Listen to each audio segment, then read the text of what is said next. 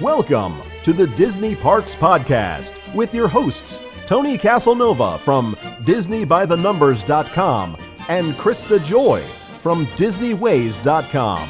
Keep your hands, arms, feet, and legs inside the podcast at all times.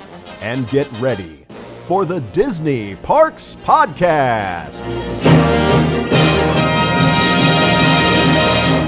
Hello, everyone, and welcome to the show. In Disney news today, we are bringing you the latest from downtown Disney Orlando, Disneyland's anniversary celebrations, an exciting rumor about DVC, and our infotainment segment, which is our picks for top Walt Disney World Bakeries and Treats.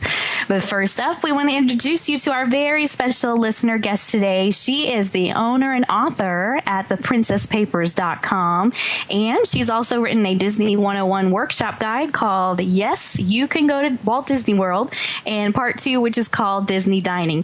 She's also a columnist at WDWFanzone.com. Jeanie Gallo, welcome to the show. Thank you. Thank you for that wonderful intro. I'm like, who is that person? She sounds great. When do you sleep, Jeanie, once you're done doing all of that? I don't. I can see that. I can see that. I jump on a podcast when somebody asks me to be a guest. That's what I do. All right. That sounds good. Well, welcome to the show. And as we start going through the news, feel free to jump in and chime in with your thoughts like we all do. So I will. And now, Disney Parks Podcast News. Saturday, August 23rd, we are having our second annual monorail crawl. This was very popular last year, and every meet since this, I've been asked, when are you having the monorail crawl? When are you having the monorail crawl? When are you having the monorail crawl? The answer is August 23rd. We're going to meet at the Outer Rim at 7 p.m., and we will start our adventure from there.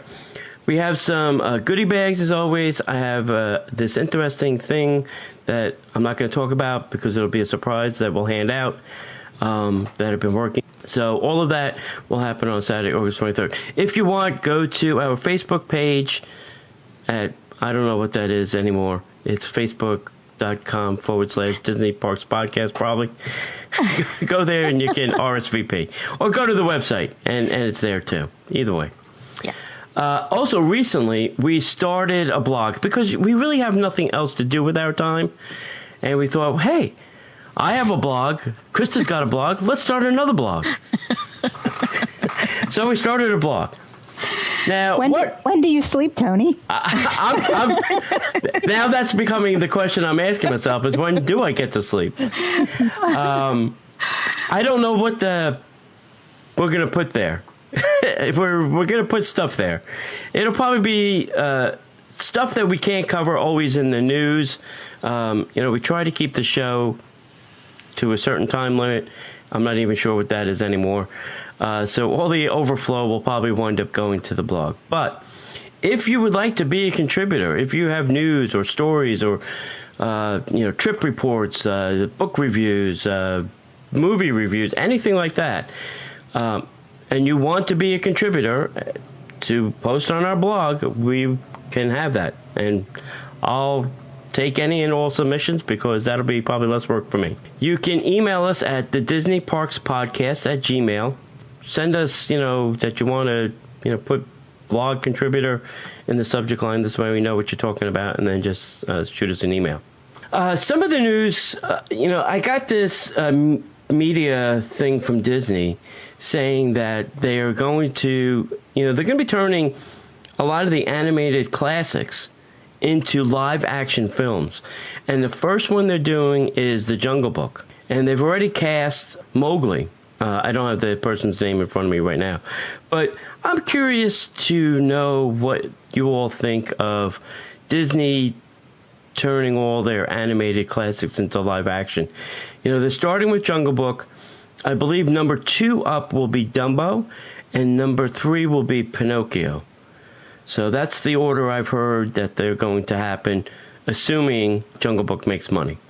if Jungle Book doesn't make any money, we may not see any others. So, but what do you all think? You can leave your comment down there. You can leave us a little recorded voice message. You can email us, however you want to go on with that.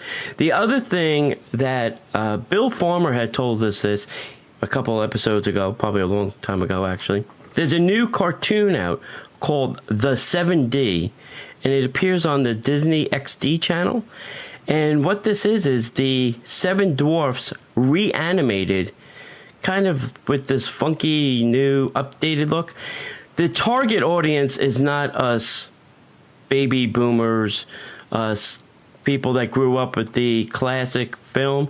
This is, I think, trying to get the kids to like the Seven Dwarfs, like who doesn't like them to begin with. But this show moves at lightning speed. It moves really quick. And I was like, oh my God, I can't keep up. As an adult, I was getting like a headache watching this thing. So go check this out, and I'd love to hear what the adults think of this show. Have either of you guys seen this, Krista, Jeanie?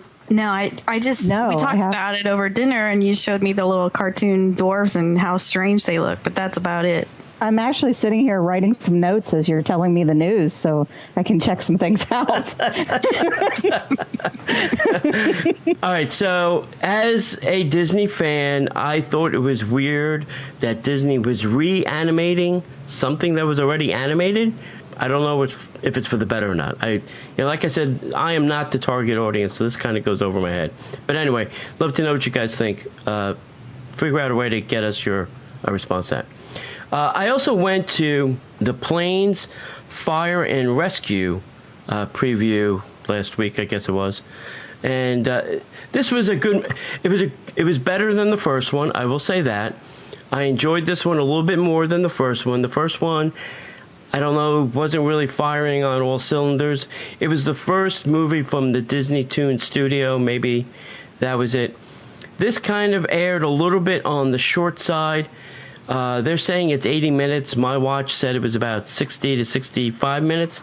It has an awesome cast of characters. It's got everybody from Dane Cook, Ed Harris, Julie Bowen, Curtis Armstrong, who played Booger in The Nerds, John Michael Higgins, Hal Holbrook, Brad Garrett, Terry Hatcher, Stacy Keach, Cedric the Entertainer. I mean, the list just goes on to the people that are in this movie that are doing voices in it. If you have kids, take them to this.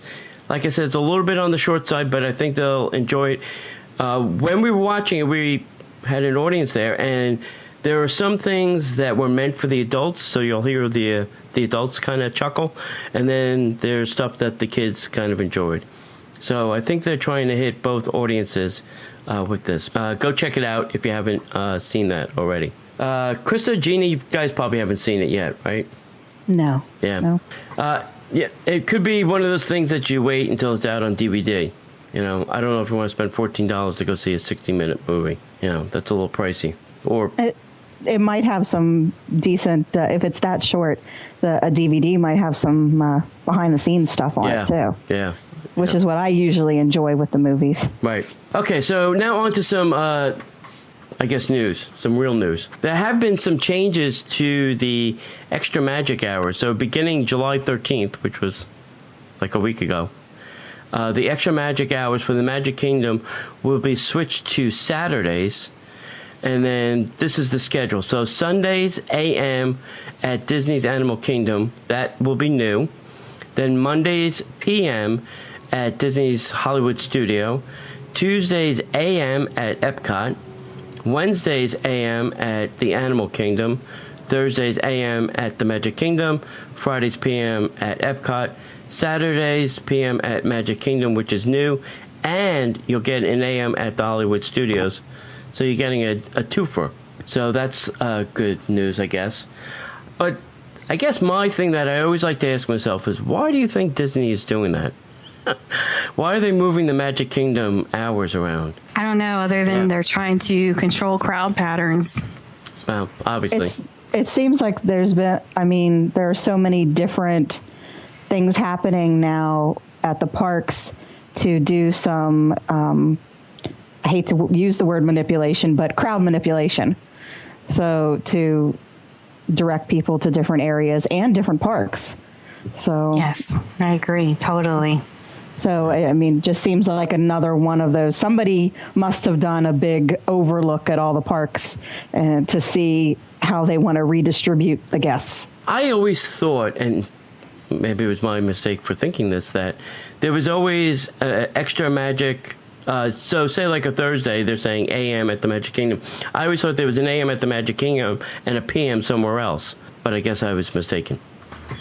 Some days I think there is, but Yeah. not all the time. Yeah. And Okay. I thought that a lot of those hours also change seasonally. Don't they change the times and days around kind of seasonally? Yeah. With the crowds, so Yeah. you know. Yeah, because I don't think during the winter Animal Kingdom gets any extra magic. Not sure. I think it gets a morning one, but not a PM one. Yeah, because the sun's gonna go down a Right. lot earlier. Right. So yeah. We have to put the animals to Betty by night night. So yeah, we should probably check WaltDisneyWorld.com to be sure, Yeah, like right. before you leave or whatever. So Or I check with every one of my trips just because I see, variation. I've never paid attention for a pattern, I guess. So yeah, me either. I didn't even know there was a pattern. and you can also check it on your My Disney Experience app. Yes. Okay, so starting also on July 27th, the Disney PhotoPass service will no longer print dining location photos, oh thank jeez, and offer them to you for sale at any select dining experience. I always thought that was the weirdest thing. You have to go in, you have to take this picture, and then they try and sell it to you. Listen, if I wanted the picture, I would have bought it. Or better yet, I would just take it with my camera, and I don't need you. But anyway, they're going to stop all that. Photos will still be taken if you want them to, and then they'll be added to your Magic Band or your Memory Maker, and it'll be up to you whether you want to purchase them or not. You can either do those online, or you could do them at the PhotoPass kiosk. And one thing we mentioned on a previous show, too, is I'm not sure about these particular photos, but most of the other PhotoPass photos that you take in the park, you can see on My Disney Experience app on your phone. So you don't always have to go to a kiosk. now, does that mean whenever you go into Akershus at Norway that you no longer get a photo with Belle? Is that what you're saying, or you're saying the? Yeah, they're going to take the photo, but they're not going to print it out and then bring it to your table and say, "Would you like to buy this photo?" Well, with that one, it's included. Oh, is it? Yeah, with that one and with Cinderella's Royal Table, those two restaurants, the photo package is included. I just went to Akershus for my birthday 2 weeks ago, so and that was given to us. You didn't have to pick anything. Yeah. But I'm wondering if they're going yeah. to change those at all. Yeah, I don't know. Maybe they're just going to give them to you on your Magic Band or your Memory Maker, and then Maybe. Just tell you to go to a kiosk and get them printed. It's a really good question. I love having listener guests on. Thank you, Jeannie. That is awesome. Because, if it's free, maybe they're going to come to your table and just hand it to you. Or maybe they're going to put it on the photo pass and you have to print it when you get home. Who knows? But if somebody finds out, let us know. I do like the idea of them not interrupting my meal to ask me to buy it. And Yeah, it's always weird. It's like awkward. I'm glad they're not doing that too. That I would appreciate. Some of those meals, like the Norway one, it's a couple dollars more. You get the whole photo package. It's kind of built into the pricing, I believe. Yeah, I'd forgotten about that. But there's also a lot of salmon to eat there, too. So I see it as a good value. And then we just wanted to remind everyone, we put in this little voicemail app. I did a little change, I guess it was the beginning of this week. I moved it from the sidebar. It's now located in every podcast post. So if you go to the Contact Us, you'll see this little app where you can just push a button and then leave us a voicemail. Later in the show, you're going to have to listen. We are going to have a contest, which is going to utilize that exact feature. So you'll know where to go get it. Go to the podcast that you want to listen to. It's actually just for the last two new ones. And then you can leave us a message that way. All right, Krista, what else do we have going on? All right. Well, as our listeners to the Disney Parks podcast know, we love talking about food. So we have some food news. In the fall, one Boardwalk Eatery plans to introduce a breakfast menu for a limited time. This is going to be from October 1st to December 7th of this year. It's Flying Fish Cafe at the Disney's Boardwalk, and they are going to have breakfast menu for patrons. The breakfast introduction coincides with the September 30th closing of Cuisina by Cat Cora, which is, of course, a fellow Boardwalk restaurant, which is currently the only table service restaurant in the area serving breakfast. So advanced reservations are not currently being offered during breakfast hours at Flying Fish Cafe, but who knows, maybe you can get reservations down the line, and I'm just excited that they're, providing an option for the people that want to have breakfast on the boardwalk. It sounds great to me. Flying Fish Cafe breakfast. Never heard of that before. How about you guys? No, I think that'll be great. Sounds interesting if I was a morning person. Yeah. But it's tempting if you're actually there staying at the boardwalk. It's very tempting. Yeah, that would be ideal, right? Yeah. I just hope it's not a buffet. I hope that it's actually. Oh yeah, that wouldn't be. Me too. Yeah, I hope not with Flying Fish. I don't think they would do that. Yeah, I don't think so. Not Flying Fish. Let's hope not.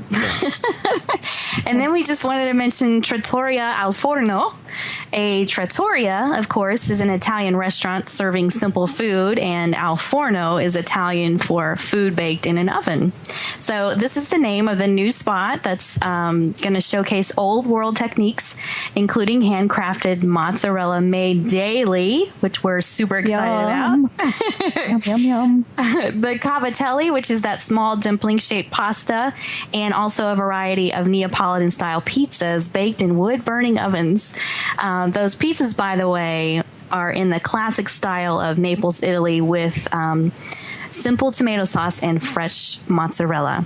So they're going to have a beautiful Italian flywheel slicer, which slices paper-thin Italian meats served with a variety of olives and caponata. I'm not saying it right, you guys. Help me out. Caponata. Say with an Italian accent, it sounds better. There we go. Okay.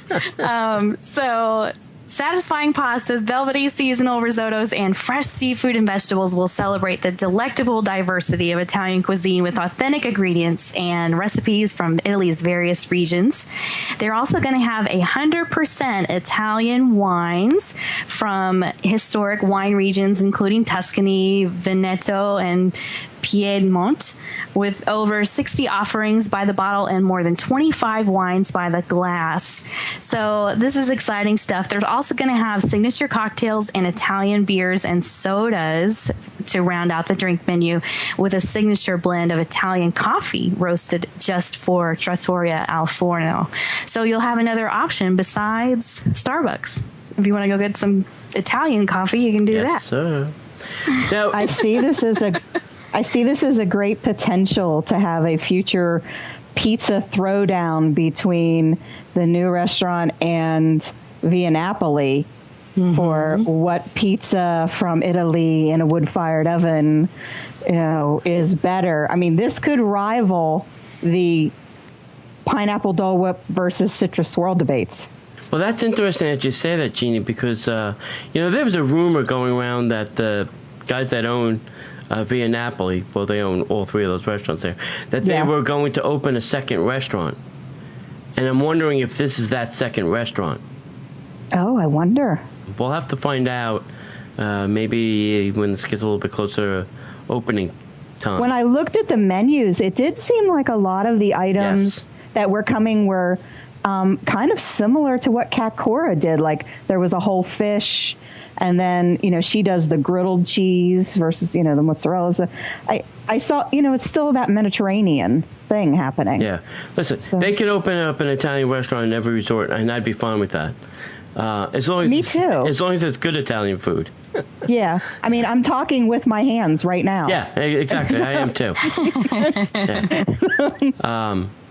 So I'm excited for this, and I'm excited because now I don't have to go all the way inside of Epcot to have something Italian. So we have Via Napoli.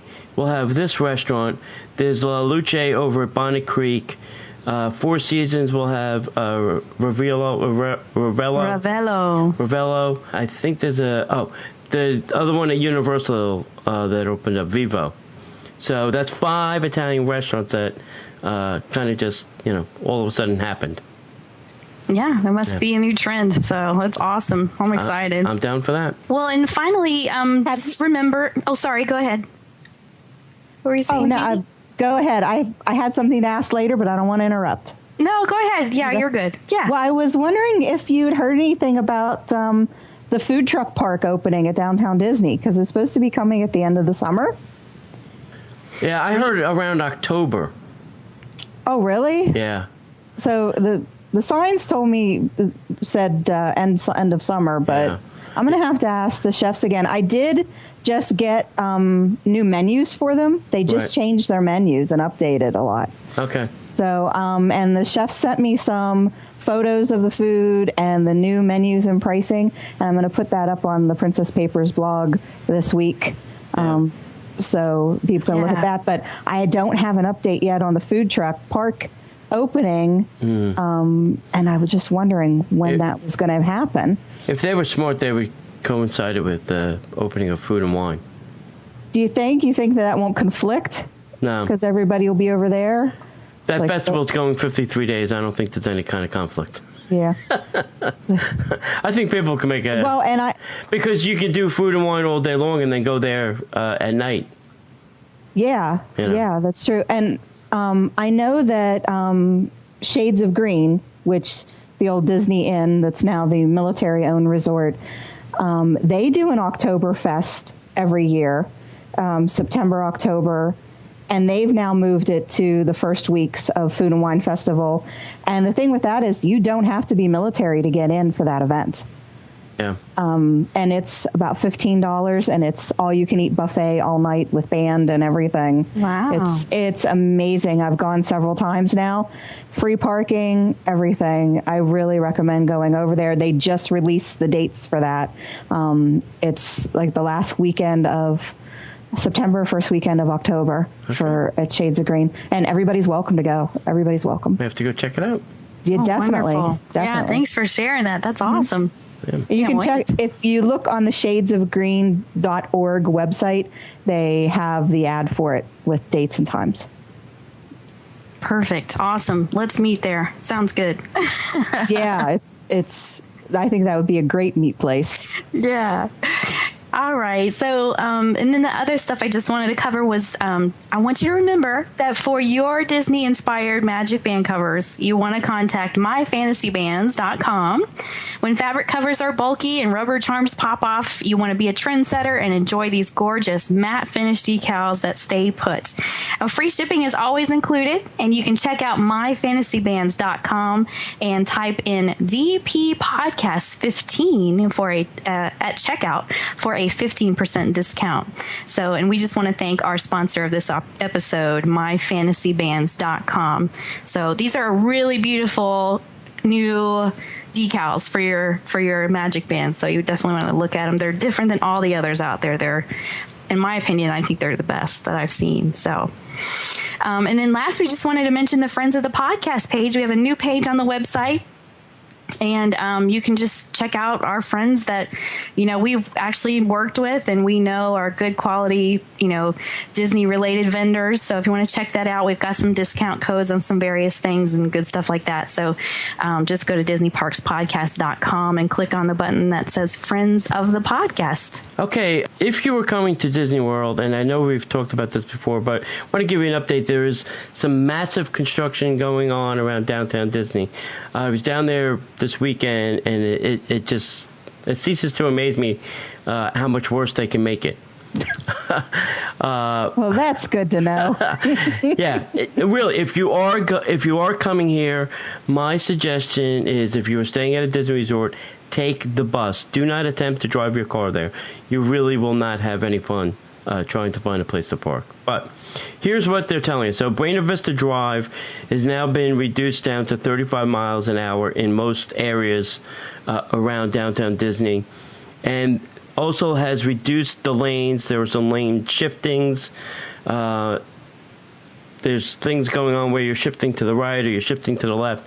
They're removing the whole center island off of Buena Vista Street because they're getting ready to make it 5 lanes in each direction. Also expect changes to the entries and exits to Downtown Disney. I think all but 2 are closed right now. There's the one where the valet parking is, and the one just even further over than that. I don't even think any of the other entrances from when I was there this weekend were open. I think everything else was closed. Just I want you to know about that.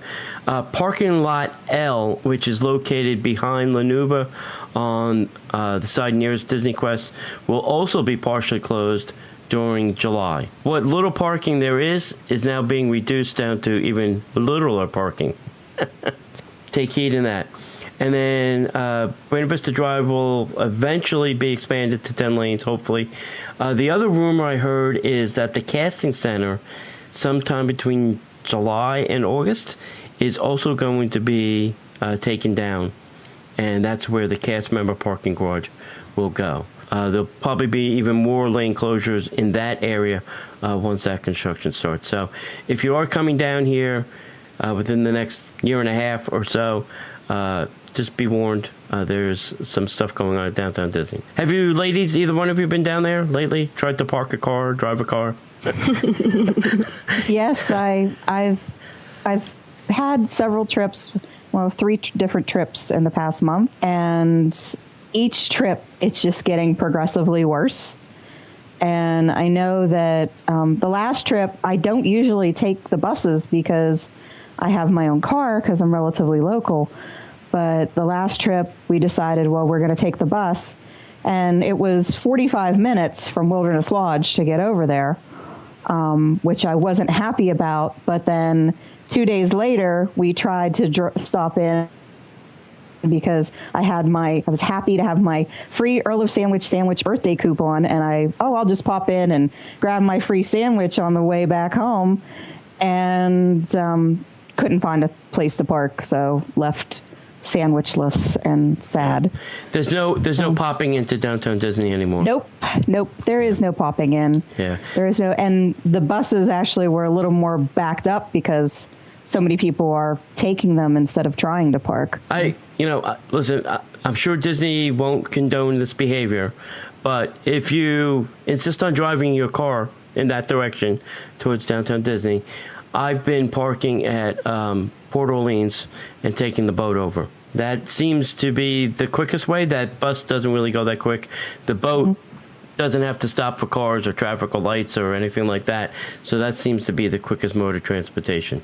You could probably even park over. We've stayed at Saratoga several times. Yep. If you're in the Congress Park section over there, and there's a ton of parking. Yes. In that section, you could park over there and just walk. Yeah. Over. They're finishing a bridge that connects that section too. Mm-hmm. So if it's not already, it should be soon. Right. So definitely, you could do that walking path and, like you said, take the boats. Yeah, and even Old Key West. Oh yeah. Yeah. Oh yeah. Any place that has a boat to Downtown Disney, you're fine. Mm-hmm. The only problem is those resorts have tons of parking too. I think they're still going to. I think they're going to both boat stops. I think they're still using the Pleasure Island boat stop and the West Side boat stop. Last I was down there, those two were open. The Marketplace one is closed. That's done. Yeah. Yeah. Okay. And I just want to mention, if you're a Tables in Wonderland and you're card member, Tables in Wonderland card member, and you're dining at Downtown Disney, you can valet for the price of, tipping your valet. So some options there. Thank you guys. Those are some really good tips because we don't want to stop going to Downtown Disney. We have to go there. So it's good to know there's some options and some ways to get there if we really need to. Next, we have some news from the West Coast from Randy Crane, our friend over at faithinthemagickingdom.com. And he's sharing with us this week that there is a new merchant opening soon for a limited engagement beginning August 1st. Adventure Training Company will be a provisions and publications company with a knack for selling goods that send the buyers on wild adventures. At the end of these adventures are Adventureland relics known as Juju.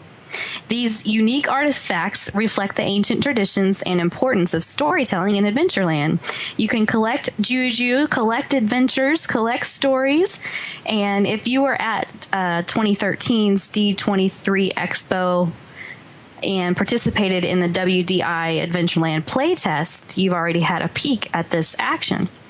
Do you remember that from the expo, Tony? I don't. Were you at the expo, Jeanie? I was. I wasn't at the expo, no. Okay, yeah, I didn't go either. So that's the thing Sounds now. fun, though. Yeah. And then each week through August 27th, Disneyland is asking for your special photo memories from a specific decade. Now, of course, you're welcome to share a photo from any time in the 60-year history of the Disneyland Resort from now through August 27th, 2014, outside of the weekly decade-focused inspiration prompts. To enter, you just post your photos on Twitter or Instagram using the hashtag Disneyland60Contest before August 27th, and let them know which decade the photo was taken in and in the description there. And when the submission period is complete, they're going to select the top 5 photos from each decade and let you decide which photos win. So the readers are going to get to vote from the top photos from each Disneyland decade, and then each decade winner will receive a special Disneyland Resort Diamond Celebration prize. Then they'll give us the chance to vote for one grand prize winner from among the winners of each decade. And this lucky fan is going to win a trip to the start of the Disneyland Diamond Celebration, which begins in spring of 2015. That sounds like an awesome trip. Yeah, I'd like to win a trip to Disneyland. Yeah, that'd be awesome. I wouldn't complain. I'm down for that. Okay, so we're going to have a contest this week. We're going to give away 2 things. We are going to give away, how many magic bands, Krista? 1. Okay. We're going to give away 1 magic band and a Grumpy thermal mug. The metal kind with the picture of Grumpy on it with the little black thing for your coffee in the car kind of mug thing, thermal. We'll post a picture so that you know what we're talking about. What we want you to do is go to this podcast that you're listening to. Go to DisneyParksPodcast.com. Go find this podcast, and you will see our little voicemail button. We want you to click that. You'll enter your voicemail, your email address, and then leave us a message telling us your favorite Disney character. And then we will randomly choose one person at complete random.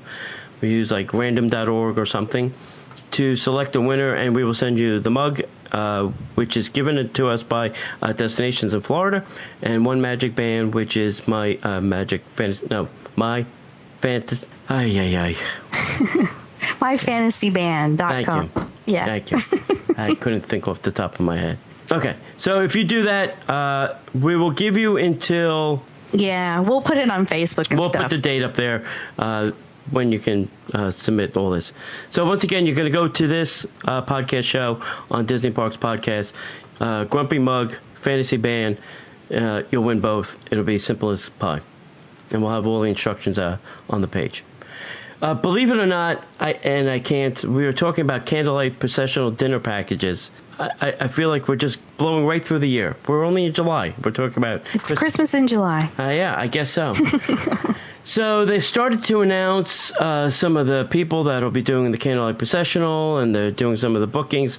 So the candlelight processional dinner package, if you've never done one of these, is you go and have dinner at a select Epcot restaurant, and then that guarantees you a reserved area, but not specifically a specific seat. So you'll be able to go in early, and this area, which has been reserved for candlelight processional package people, and then you can find your seat in there. It's not that you get this specific seat, because they are just big long benches after all. And you do still have to wait in line. You Yeah. still have to go to the specific line for that. Right. And wait to make sure you get in. So I don't want anybody to think that they can just pop in there last minute and have a seat and end up missing their seat. Well, you can kind of pop in, but you may not get a good seat. Yeah. And especially if you're going to see somebody like Neil Patrick Harris, you're probably not going to do any popping. A fixed price is charged based on the lunch or the dinner. So you can have a lunch for this and then wind up going to this at night which I kind of like that idea better than dinner and then trying to rush over to one of these things. I agree. And the lunch price is not, I mean, it's pretty reasonable. It's not much different than what you would pay if you wanted to go have lunch. And a lot of these packages include your appetizer, your entree, and your dessert, and a non-alcoholic beverage, so that's not too bad. Some of them are buffets, like the Biergarten, so just be warned that, you know, it's not always a sit-down dinner. You may be, you know, doing a little buffet. They haven't announced all of the people that are, you know, going to be the narrators this year, but Jodie Benson from The Little Mermaid is coming. I think she's kicking this off this year, actually. And then Anna Gastein and Sharon Stone. I think Sharon is new this year. You do have to have an Epcot ticket in order to get in there for lunch. That is not included, so you do need park admission to do this. Prices start at $35 per adult for lunch and $50 adult for dinner. Disney Dining Plan credits can also be used. 2 credits per person are required for guests on a standard Disney Dining Plan or on the deluxe Disney Dining Plan. I'll post the restaurants in the show notes, and I'll post some of the narratives they're going to have this year that they have announced. If you haven't done this, you know, put it on your things to do in Christmas time in Epcot, because it is pretty interesting. I'm sure Neil Patrick, well, maybe Neil won't come back. He is on a Broadway show this year. We'll have to see. If you have done this, we'd love to hear from you. Email us, call us, message us. Jeanie, Krista, have you guys done this? The whole dining package? I've seen the processional. I didn't do it alongside a dining package. I was wondering, do they have additional discounts like for DVC or for Tables in Wonderland to go with those packages? You know, even for select days, sometimes they do things like that. Yeah, I think you can use your Tables in Wonderland. That would be really great. I wouldn't say using 2 credits if you're doing a dining plan, though, because that seems like an awfully, I mean, a $35 lunch for 2 dining credits seems like not the best choice to do. I would go with paying, because you could go eat at California Grill for that and have a $100 meal for 2 credits. So, and if you are local and you have a lot of time on your hands, you can probably skip this and just go stand in the line. The other thing I do is I don't stand in any line. I just wait until it kind of starts up. They drop the rope and I go in. And whether I'm sitting in the back or sitting in the front, I still get to see it. I still get to enjoy it. There's really no bad seats as long as you can see over somebody's head. That's the way I do it. I don't really do this whole dining package thing. Yeah, I'm sorry, go ahead. Well, I was just going to say, I love the candlelight package. We've done it the last couple of years, and it's extra fun if it's really cold out. And just, to me, it's just a very touching, the whole pomp and circumstance, reading out of the Bible. You just don't get that in Disneyland or Disney World every day. So I really enjoy it. I think it's worth the money. I'm with Jeanie, though. 2 table service. Oh, that's kind of hurts. That sounds like a lot. But if you can get a Tables in Wonderland discount, that's amazing. If we could back up a little bit, some breaking news. Eat to the Beat concerts are going to have dining packages this year. So coming in the fall, you know, you can get a dining package and then not stand in line to go see Boyz II Men. You can just go ahead and have a seat in the reserved seating section. So that's kind of cool. But go ahead, Jeanie. What were you going to say? I forget now. Oh, sorry. I remember now. Sorry. I was going to say, because there's no real, let's say, action going on during the candlelight processional, even if, you know, say you can't afford, you know, to do the meals, or you've just got another schedule, you're not going to do the meals and get a seat, it gets crowded or whatever. If you are pretty much anywhere there in that American Adventure Pavilion area, you can hear the whole concert beautifully. And I mean, it's really a nice concert to listen to during the holiday season. I mean, there's no real action going on that you would really miss, even though the visual was very nice to look at. So even if you can't swing doing that or waiting in line or doing whatever, sit back by the fountain or something and listen to it a little bit, and you could still really hear the show and enjoy the music and everything. Absolutely. That's a good point. Yeah. I typically, like I said, I won't wait in those lines for candlelight, for Eat to the Beat. it sounds like something stinky or any of those concert things they did it.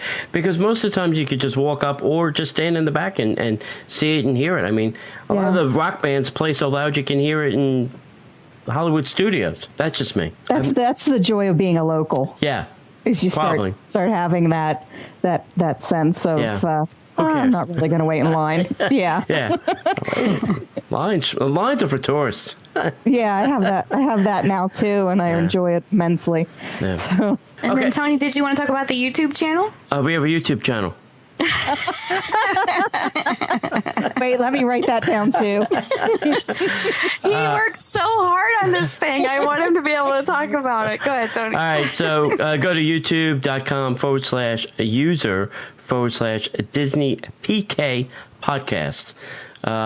We put up the show there. If you can't listen to it anywhere else, you can listen to it on YouTube. And then we are going to start doing videos. I know we keep saying it, but we have some things coming up. Like the monorail crawl, we'll probably do some videos from there. We're going someplace next weekend. We're not going to say yet. We'll probably maybe do some video from there too. And we'll post this stuff all on the YouTube channel. So if you haven't, go out there and subscribe. This way when we do post something, it'll wind up in your inbox somehow. Yeah, and I just want to mention, if any of our listeners really love editing video and adding it to YouTube, we would love some volunteer help on this one too, just to help us get it up there and be efficient. And I'm sure some of our listeners are really talented and do a great job at that. So if anybody's interested, let us know. And then, was there anything else we needed to cover on that? No. And now, the Disney Parks Podcast Infotainment segment.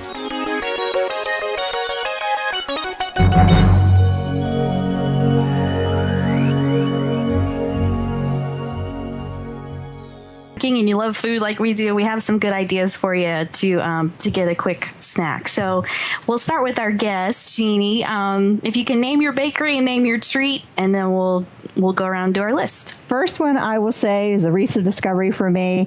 It's over at Hollywood Studios. So if you can break yourself away from the Anna and Elsa and Olaf cupcakes that are happening right now, and go over to Writer's Stop, not the carrot cake cookie, but they have a cream cheese Danish now that is as big as your head and is about $3, and it is my new favorite. It is fantastic. Love it, love it. Yeah, Very sounds good. Awesome. And it's like $1 cheaper than like everything else in the case. So, but it's absolutely fantastic. I've taken that over the carrot cake cookie the last several times. Wow, that says a lot. Yeah, those are exactly. Yeah, exactly. So yeah, try the cheese Danish over at Writer's Stop. I have not tried that, but I will give that a shot. Yeah. And they don't usually run out of those, like the carrot cake cookies either. Yeah. So good to know. Yep. Tony, what's your first one? I am going to say over at Epcot at the refreshment port, you have the delicious croissant donut. Now, they don't call it a cronut here in Disney World. They call it a croissant donut. And it is delicious. Now, you can have it the normal way, which is hot with the cinnamon sugar on top. Or now you can have it a la mode with ice cream. Either way, it is delicious. We just recently had some bites of the croissant donut. you know what I like to do for that? It's a little, it's an extra treat. If you go over to La Cava de Tequila inside Mexico, they have a new horchata margarita, which tastes like a cinnamon milkshake. Interesting. And if you get that to go, which I did the last time I was over there, and then you run over to Refreshment Port and get your croissant donuts that is coated in the cinnamon sugar, they go very, very well together. Wow. Yeah. That's an adult evening snack. That sounds amazing. It was very good. Let's go now. It was very good. I did not dunk it, though. I did not try dunking. So I'm curious to see what would happen. You don't want to lose the... It can only get better. It can only get better. Yeah. It's like, if you like the cinnamon sugar flavors, that goes so good with the horchata margarita. Really good. That sounds awesome. We got to do that. Well, real quick, I just wanted to mention, I don't know if these are seasonal or not, but at Sunshine Seasons in Epcot, they've got a red velvet Mickey Mouse whoopie pie that is to die for. So, yeah, keep your eyes open for that. I'm not sure if it's seasonal, if it's always out, but you can't miss it. They've got a little, chocolate Mickey face on the front. They're awesome and inexpensive and just one of my favorite things ever. I've never seen those over there, so that sounds good. I don't know whose turn it is. Jeanie. Is it mine? Yep. Okay. I found this one night when I was waiting for Illuminations, and I really just didn't feel like being around the crowd. And I went into Morocco. You know the little bakery they have in the back of Morocco where you get your forgetting the name of it now. Tangerine? Baklava. Sorry. Oh, okay. Yeah. It's part of a Tangerine Cafe, but the bakery is kind of in the back, off to the end of the cafe, and they have their own cash register and their own little section there. So, they have all different kinds of baklava, like with different nuts in them, pistachio or walnut or whatever. But I also found they have, if you don't like super sweet things, if you like things that are just lightly sweet, they have an almond pastry there that is more like a sweet bread with like some layers of a little bit of like almond, kind of an almond marzipan cream in it. And that, along with, they make a very good cappuccino there. And they put the little Mickey stamp on top of your cappuccino. If you grab the cappuccino and the almond pastry, and then they have some little tables out back in the alley you can sit in, that is actually a very nice either breakfast or evening snack to get out of the evening crowds that are along the promenade. Really Sounds enjoy awesome. it. Yeah, and it's nice if you don't really like the heavy frostings of the cupcakes and the very sweet desserts, and you want something very lightly sweet because it's not super sweet. So Good. Another one to go try. Yeah. How about you, Tony? What's your next one? I am going to, let's see, what's on my list? Let's do this because maybe not everybody knows it, maybe they do. Downtown Disney, which we told you not to go to. You should go there. This better be good. Go to Cooks of Dublin, and they have something called a dough bar, DOH. And this is a Snickers bar dipped in tempura batter and then deep fried. And it is awesome and delicious. The Snicker bar kind of melts inside this tempura crust with this. I just pull out the stick and just start chomping on it, baby. Just get rid of that stick. That's useless. And they just start picking it up and just the chocolate and everything kind of ooey and gooey and just melts in your mouth. It's delicious. So Cooks of Dublin. You're picking all the great, like, deep fried treats that are good when you're drinking. Why not? This is how we roll. So. Yeah, you're the go-to fried, good after a night of drinking. Yeah, exactly. Suggestion. Yep. So, Well, my next one is not one I've actually tried, but I stumbled on this in my research, and now I really want to go try it. So apparently, at the Boardwalk Bakery, you can get a peanut butter, banana, and candied bacon pie. So the Boardwalk Bakery, it's there. It's a nice break from the parks over by the Boardwalk Resort. And they've got a great selection of baked goods. There's cupcakes and cannolis and stuff like that. But there's also this wonderful peanut butter, banana, and candied bacon pie, which has the chocolate graham cracker crust. There's a peanut butter filling, bananas, and bacon. The combination of flavors just sounds amazing to me. Have you had one before, Jeanie? yes, I have tried that. I actually just had a debate with somebody about that dessert the other day. And, well, not really a debate. We're talking about how you go about attacking it. Because when I tried it, I was not really a fan. But I'm not really a fan of, like, bacon in my desserts. But I'm also, like, I thought that the little yellow thing on it was, like, real banana. It's actually, like, a banana glaze, like, artificially banana flavor.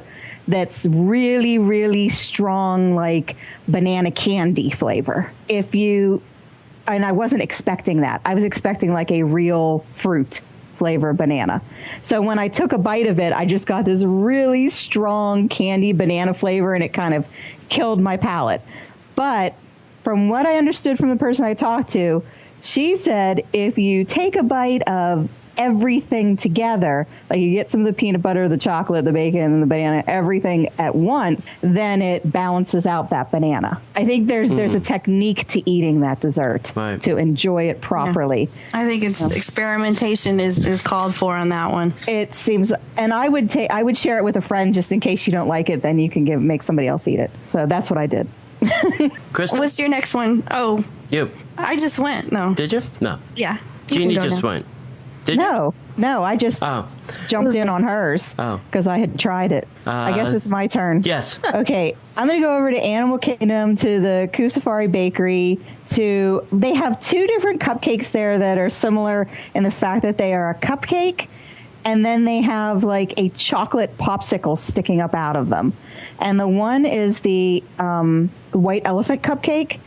And it's a chocolate cake with a filling, and then it's got like a German chocolate cake topping, like the caramely coconut topping on it. And then it's got a big, very pretty white chocolate elephant on a stick that's sticking out of it. So I like that because it's like two desserts in one. And if you have a child, you could always give them the white chocolate, elephant lollipop that's coming out of it. And you've got like a whole nother dessert surprise for the same price as any other cupcake you would get at Disney. And they have another one, I believe it's the tamarind monkey one. I think it's also like a chocolate, but the lollipop on top seems to be a dark chocolate instead of the white chocolate. But I haven't tried that one. But I like that it's like two desserts in one and that you get a big thing of chocolate with it. So that sounds good. Yeah, it's good. And I think, it is great for like a kid sharing dessert. Right. Yeah, I'm into cupcakes. I like cupcakes. Nice, easy dessert to eat. Well, then you could give me the chocolate lollipop off the top of it and you can have the cupcake. All right, I have two from the Animal Kingdom too, but mine are not desserts. Because this said treats, and not always is a dessert a treat, or has to be a treat. So I picked churros, another deep fried item. Keep with my deep fried theme. That's one thing I usually get when I'm over there, and the other thing I get is egg rolls, which is also deep fried. So, You're consistent. I am. The churros, I think every park has churros now. I think they've solved that problem. I think for a while, not every park had churros, but I think everybody's got churros. But also over at the Yak and Yeti, you can get the egg rolls, and they're delicious. It's a great snack that you can kind of carry and walk around. Grab two of them, you can keep on walking, because that's what you have to do in that park is keep on walking, keep on walking, keep on walking. Two things you can carry around and still have fun in the parks, a churro and an egg roll. Your hands are full. There you go. I love it. Well, real quick, we're going to have to wrap it up. If anybody has honorable mentions, I just want to mention school bread in Norway and Rice Krispie treats of any shape, kind, or form are always good too. And don't forget to visit the bakery in France and try everything in there. Did you have any honorable mentions, Jeanie? I have an honorable mention of last time I was at Animal Kingdom and it was stinking hot. I hit up the big fruit station and got a huge bowl of fresh, juicy, ripe strawberries for about $2.50. And I'll tell you what, after eating, I think there were 8 or 9 strawberries in there, it really perked me up, rehydrated me, and I felt so much better. I mean, it was the best snack I think I ever could have bought at Animal Kingdom. Sounds great. Too. Yeah. Tony, you got any other honorable mentions? And then we got to wrap it up. No. I'm good. Well, thank you so much, Jeanie, for being on the show with us today. It's been super fun, and we just appreciate your time. And we will be in touch with you, as always. And we just want to thank our listeners, too, for tuning in, and we'll see you. The Disney Parks Podcast is not affiliated with the Walt Disney Company. All Disney parks, attractions, lands, shows, event names, etc. are registered trademarks of the Walt Disney Company. Like a bolt out of the blue, fate steps in and sees you through. When you wish upon a star, your dream